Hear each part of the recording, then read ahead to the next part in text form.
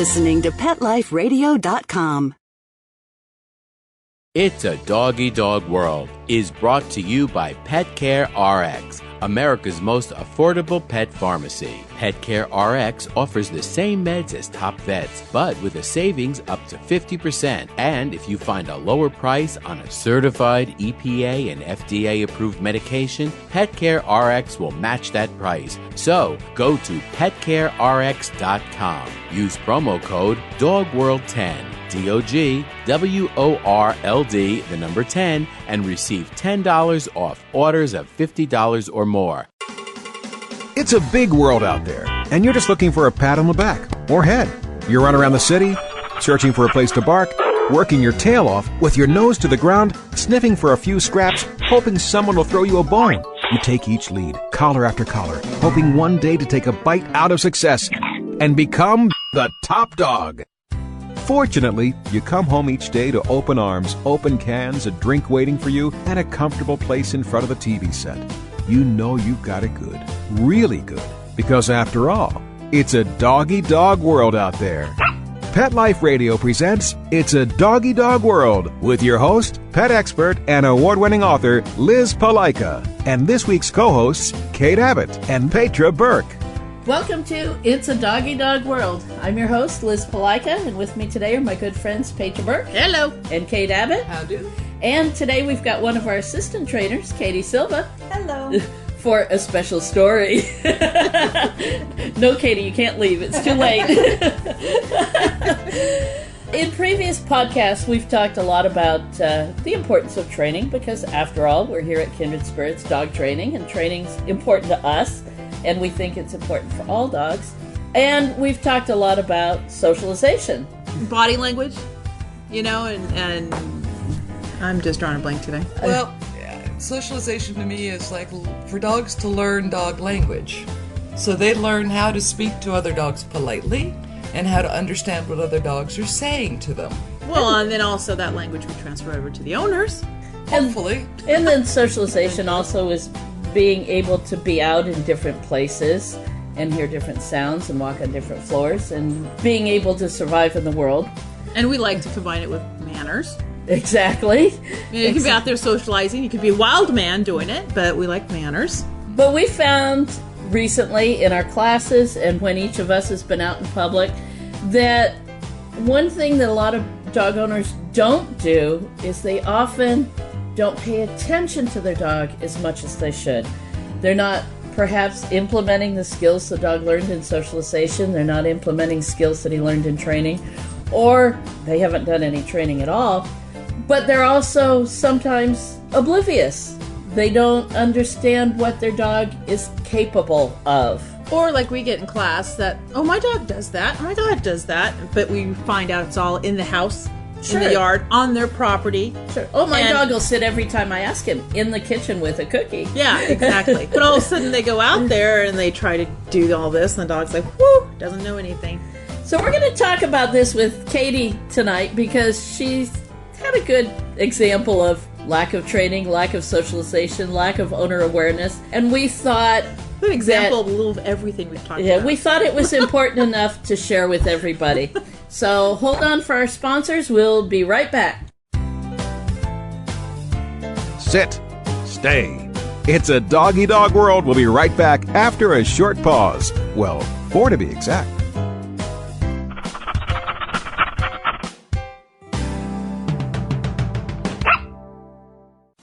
It's a Doggy Dog World is brought to you by Petco.com.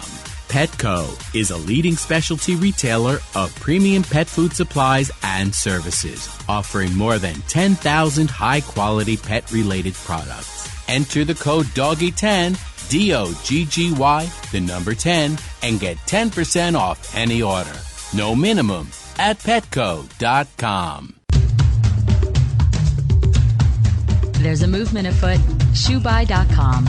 Join the millions of people who shop ShoeBuy.com's over 400 brands and 500,000 products. Order now and get free shipping and free return shipping. ShoeBuy.com, the world's greatest shoe store. Walk your dog in style and comfort. Enter the code DOGGY, DOGGY, at checkout and get a 10% discount plus free shipping at ShoeBuy.com. Love your pets but wish their medications were a lot less expensive? They are at 1-800-PET-MEDS. You'll not only save on flea and heartworm medications, but on prescriptions for arthritis, incontinence, thyroid, and more. And you get fast service, free shipping, and a 100% satisfaction guarantee. Plus, our licensed pharmacists ensure accuracy, monitor drug interaction, and more. See why over 5 million people have trusted their pet's health to 1-800-PET-MEDS, America's largest pet pharmacy. Call now or order online. Go to petmeds.com/world, WORLD, to get 10% off any order and free shipping on orders of $39 or more at petmeds.com.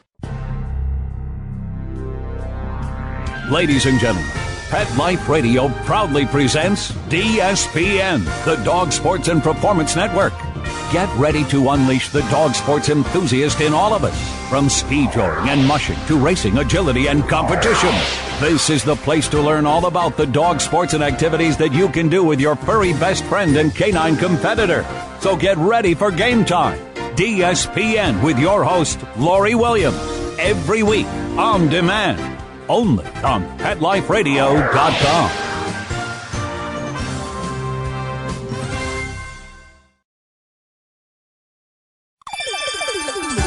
Let's Talk Pets on PetLifeRadio.com. We know you're begging for more. So back to It's a Doggy Dog World with your fetching hosts, Liz Palika, and this week's co-hosts, Kate Abbott and Petra Burke.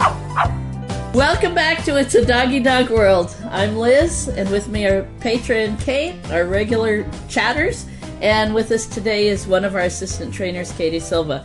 And she had some experiences she was sharing with us with a variety of dogs. And we just thought it was important. Well, and I think one of the things that, because Katie had told us the story already, but I think all of us will have, if an emergency comes up, it's a last minute, oh, geez, gotta go. What do you do with your pets? You know, it's maybe to a point where you don't have time to call somebody to house sit or dog sit. So you decide to take them with. That's kind of what. And Katie, then what happens? And da-da! So, Katie, tell us what happened. I traveled 4 hours in a vehicle with 3 dogs because they had to come with us. We experienced a death in the family and had to take the dogs with us. And as we arrived at the house, thinking we had our dogs under control, on leashes, making sure that they were not going to just run through the house, we encountered a couple dogs that were off leash roaming through the house. And the owners reassured us when we expressed a little concern that, oh, they're perfectly fine. They love all dogs. They get along really well. And one of them proceeded to completely get in the space of our dogs that were on leash and being well behaved. Well, let's start. What kind of dogs and how old did you bring with you? Okay, we brought a German Shorthair Pointer that was 3, and we brought 2 mini dachshunds that were each 2 and 4, I believe. No. Years old. Have they had any training? They've had rudimentary training. So keep in mind, these are not Katie's dogs. Exactly. I was going to say, footnote, these are not Katie's. These belong to her boyfriend. These are dogs I have some experience with, and they have had training at home, but not anything that's real disciplined set of training. So they will sit on occasion and hold still most of the time. But we were watching them, and we were making sure that they were on leash. Under our control, and they were on leash, and they were staying right by our sides. And you were being responsible dog owners. Exactly. Now, you guys were. What were these other 2 dogs? One of the other dogs was a miniature dachshund as well, an older miniature dachshund, and the other one was a pit bull, I believe a couple years old in age. So what happened when you walked in the door? Well, the pit bull came up quickly, rushed the other dogs, and was getting ready to greet us as the owner saying, oh, he's very friendly. And we said, oh, but these aren't always friendly, and we're trying to keep our dogs separated. And finally, we asked them to grab their dog because he was posturing and he was really getting into the space of the dogs that we were trying to control. Now, of course, that's what you read But Yes. they didn't read that. Oh, from the they said, dog. oh, he just wants to see your dogs. He's friendly. He loves all dogs. Okay, so back up and explain what you saw when you say posturing. He was leaning forward. His head was up. He just looked like he was trying to be up above, and he was engaging in stare behavior. He was staring right at the other dogs. Up on his front tiptoes. Yeah, and just standing very big and very tall, which they read as he's interested, and I read as, uh-oh. A potential threat. We need to make sure we've got, grab your two little dogs. And really, the little dogs we weren't as worried about as the larger dog. And by the way, listeners, we're not picking on this dog because he's a pitty. No. As you've heard in all our previous podcasts, we do not engage in breed-specific legislation or discrimination. But in this example, it just happened happened to be a pitty. Yeah. Mm-hmm. But once we asked them to control their dog so we could get our dog, we actually removed our dog from the situation, trying to be as responsible as we could. She went into her crate in another area, and then we proceeded to try to introduce the dachshunds to the pit bull, and eventually they got along okay, but a little bit later in the day, we were outside letting our dogs have a nice little walk to relieve themselves, and the owners of the pit bull decided to take their dog for a walk out down the street and passed our path, and unfortunately interrupted one dog that was trying to defecate and take care of her business. Now, wasn't the Pitty on, I think you mentioned a retractable? Pitty was on a retractable, so he was kind of going wherever he wanted to go. And so interrupted her. He stuck his nose right where it shouldn't have been. And the poor dog, I mean, she'd been in a car for 4 hours. This was another 4-hour trip, and she really needed to relieve herself. And we kind of mentioned, oh, hey, dog, that's not very polite, but the owner did not get the clue and did not pull him away. So we ended up with a dachshund that went into the house and finished her business on the living room floor. We didn't realize she hadn't gotten to finish yet, but the other dog had interrupted her behavior. And she stopped, yeah. Yeah, so just... Poor girl. Well, I'm sorry. If I'm going potty, I don't want somebody sticking their nose somewhere. But it reminded me that you really need to pay attention to your dog and to where it is in relation to where you are. Watching people with their dogs' kids, there were kids running around, and when we kept going into the house, there was this dog just moving freely about the house. He was not on leash most of the time. Was that other he dachshund? didn't live there? No, he was a family member that came in? All of the dogs were guests at the So home. what if somebody opened a door? They thought they had enough control of him to be able to keep him in their area. And most of the time they did. They had him close by, but every once in a while it's, where'd he go? And you'd hear a dachshund go, "Rah, rah, rah," and oh, great. Now we have a little situation that we have to take care of. With small children running around at the same time. Yes. And So, the owners... strange dogs, well, 3 of them knew each other, but still, strange dogs in a strange house with a lot of other people that they may have never met. And children. Wow, that's a People recipe. coming and going. And Yes. if you're an owner of any breed dog, you would think, oh, I need to lessen the stress for my dog. I need to keep them near me, which we tried to do with the dachshunds and the German Shorthair. But Or put them in their crates in a quiet place. Well, that's what earlier you had said. We put one of them in a crate while we worked with the others. And so you brought crates. Mm-hmm. Did the others? Not that I know of. Never saw them in them. So it was just pretty stressful because not only was I watching out for the dogs that I was accompanying, but I had to watch out for the other dogs as well. So my eyes were peeled at all times, watching the running children, making sure they're safe, and it was very hectic. And I just thought, and I bet you didn't get a chance to give a whole lot of sympathy to the grieving family. No, not really. My mind was elsewhere at the moment. Yeah, definitely. And that was the whole purpose of being there, was that someone had lost a family member. Not babysitting dogs and children. No. Yeah. Well, and we've talked about the crate and how it's not a cage and it's not cruel. And this is a great example and where you'd use one. We've talked about bringing one while traveling. Yeah, we all do. Yeah. And There's they a make reason. collapsible ones because that's what we brought. Especially for the little dogs. Yeah, Yeah. it's the collapsible that you can build it really quickly. I've seen Aussies in the collapsible ones use them like a hamster wheel. Oh, not good. No, Yeah. not the fabric, but there are steel ones that. Oh, that sure. collapse. Yeah. There's a variety But of them. the little dogs can be in the collapsible cloth ones and be just fine. But Yeah, at a dog show, I saw an Aussie inside a cloth collapsible one, just running it and moving all over the place. Running that was fun. running inside just like a hamster wheel. That's yeah, why a boxer do the same thing. Yeah. If somebody was hollering, Martha, your dog's at it again. Come get him. Oh, no.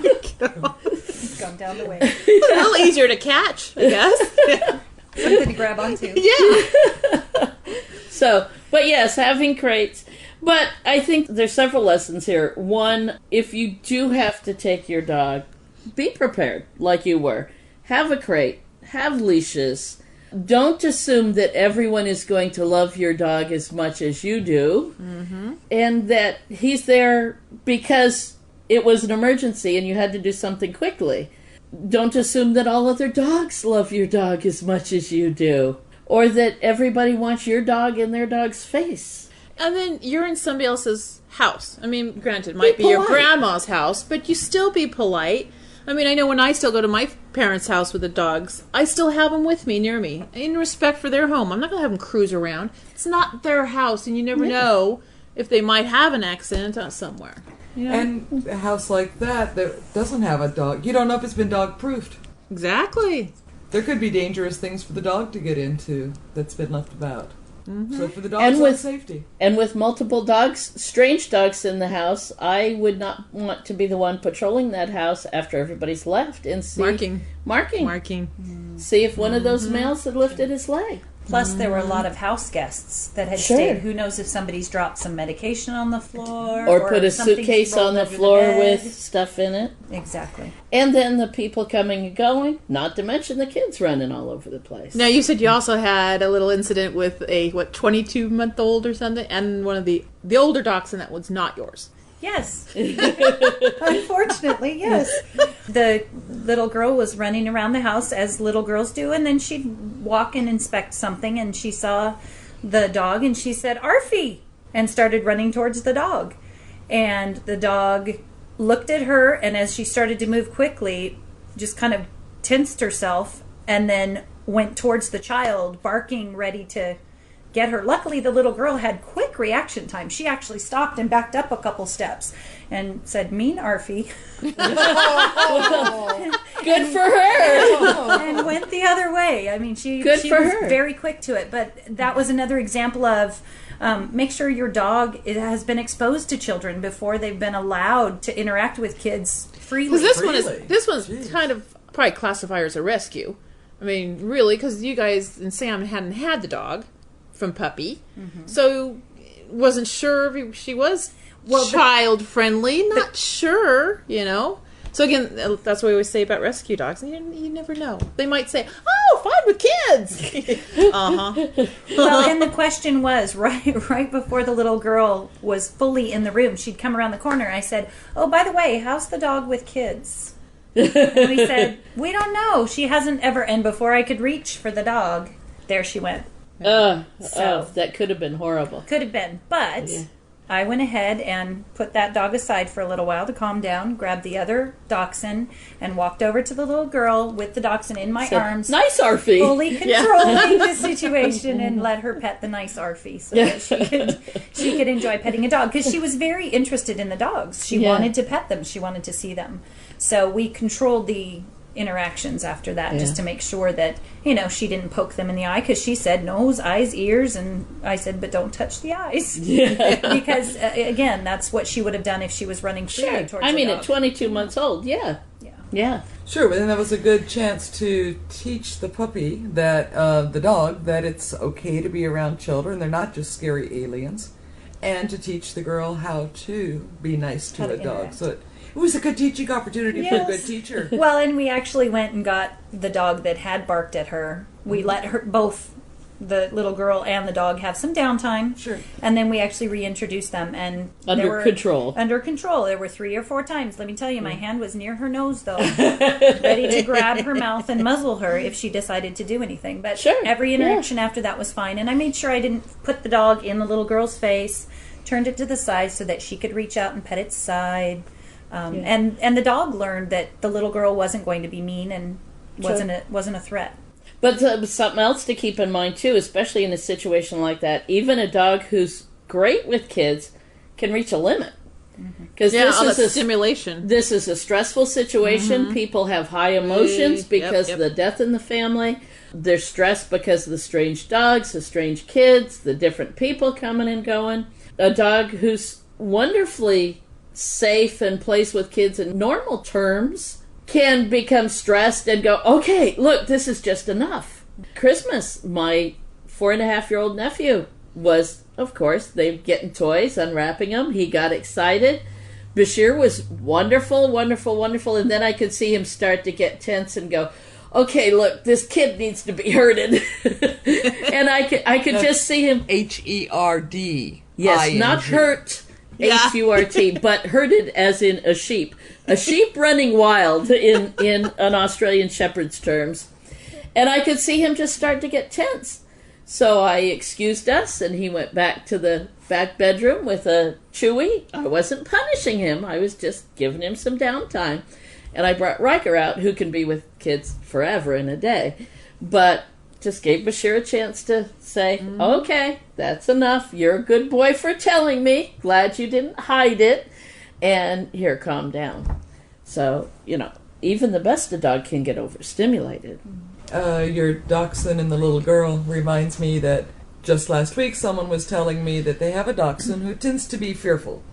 And she was being held, and the friend of the owner went to put the dog into someone else's arms. But that woman that she was going to put the dogs into her arms was in a wheelchair. As she shoved this fearful little dachshund at her. Oh, no. Let's talk about how many things are wrong with that. Yeah.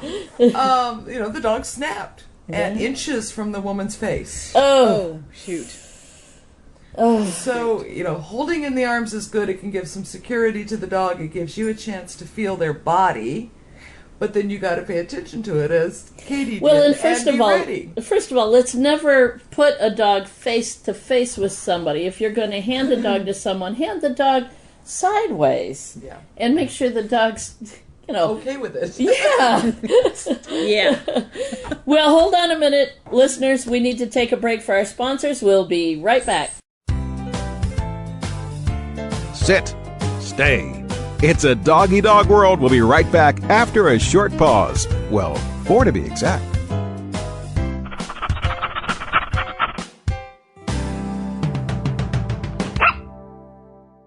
FTD's network of over 40,000 florists around the world have been creating beautiful handcrafted arrangements for 100 years.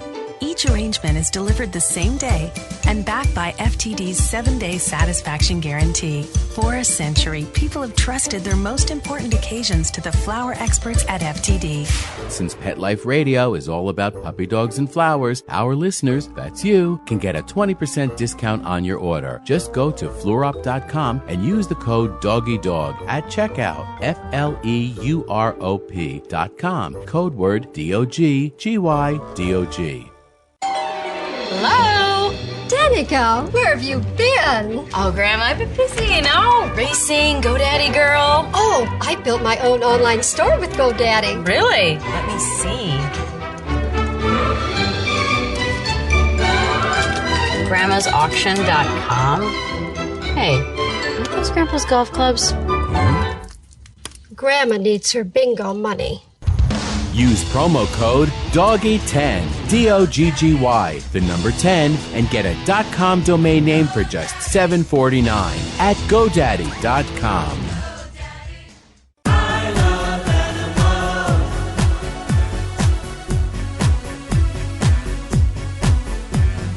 If you ask the question, what do I want? What do I need? I'll take affection. I really should mention I need time, I need love, I crave attention. There's a new waiting by the door. I'm bringing for you. With shaking tails and happy hearts. I'm bringing for you. And running circles round the floor. I'm bringing for you. That's always when the party starts. Oh, they are my friends. They are my children. They are the furry. They are my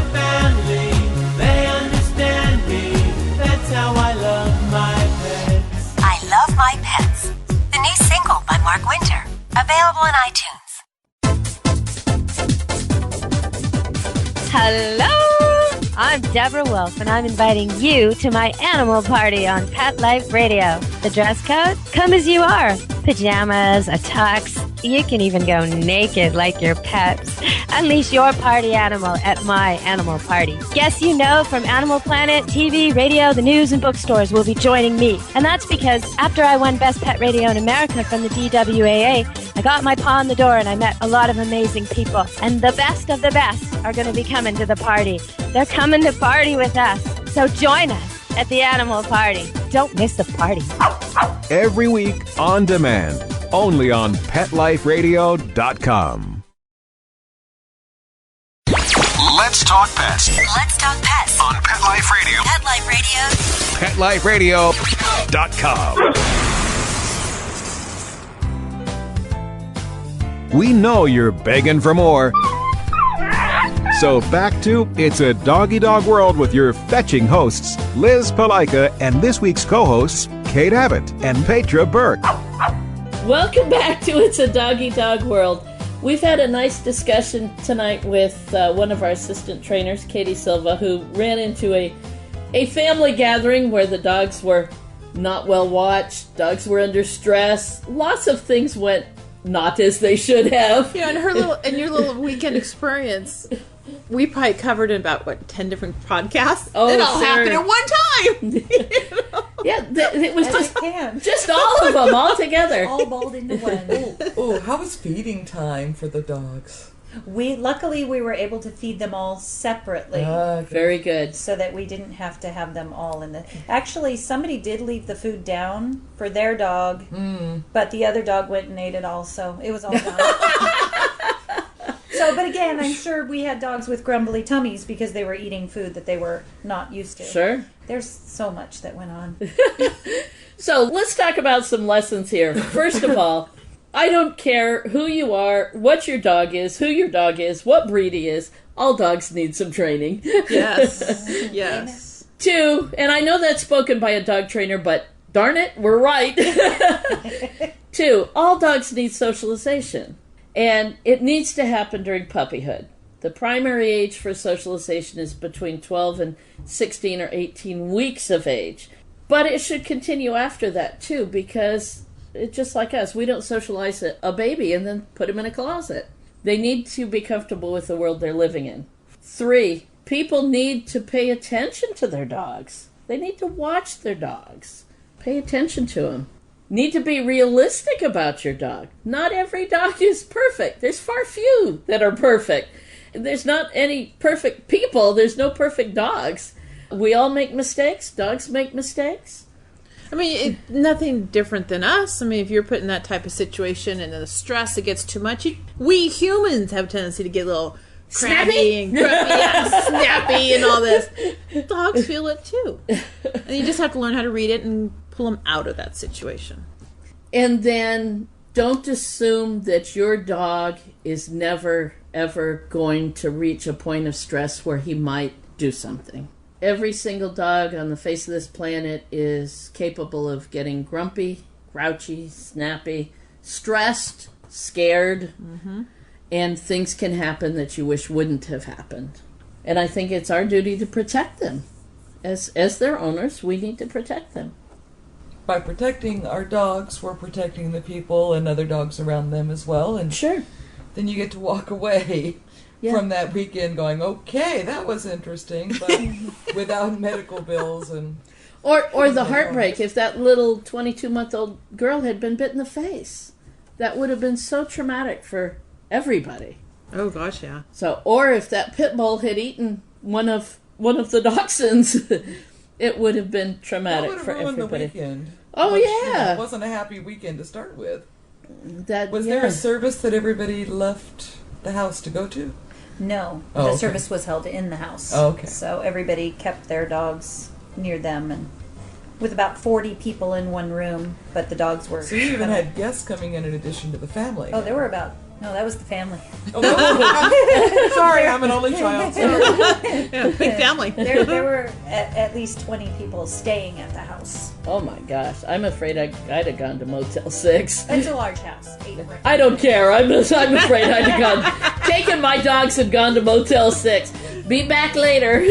That's actually what we did. Just to get away from all that. Yeah. We took our tree and put it down. Oh, so although we feel for Katie for her interesting weekend, we do appreciate her sharing it with us. So, But just think if you weren't there. True. You know, it's like, good thing you were. And nothing got out of hand, and the child is still wants to pet Arfie. She sees Arfie, you know? It could have just gone disastrous, but... We'll call you the dog babysitter. Yeah. My third, fourth, fifth job. So we thank Katie for sharing her experience, because it's always interesting to put it out there for the world. But hopefully some dog owners can take a look at themselves and their own dogs and learn from it. Exactly. I think we always come with the stories, but it's always nice to have somebody else outside of us. That, yes, these experiences, these things happen, really. We have infected her with being aware. Oh, yes, Well, yeah. definitely. And if we can affect more people. This is true. Yeah. This is true. Watch your dog. Get him. You know, and then like on the website, go on there and like we always find information on reading the dog's body language. Sure. In People fact, are that's like, going to "What's be one of body our language about." That's going to be one of our next podcasts, folks. So tune in later. We'll have a podcast on reading dogs' body language. And that's it for now. We'll see you next time. Bye-bye. Bye. Having a rough day? Longing for the dog days of summer? Think your fun furry friend lives a dog's life? Well, find out everything you're begging to know as Pet Life Radio presents It's a Doggy Dog World with pet expert and award-winning author Liz Palaika. Every dog has his day, and you'll find out how to make your dog's day fun and rewarding every week on demand, only on PetLifeRadio.com.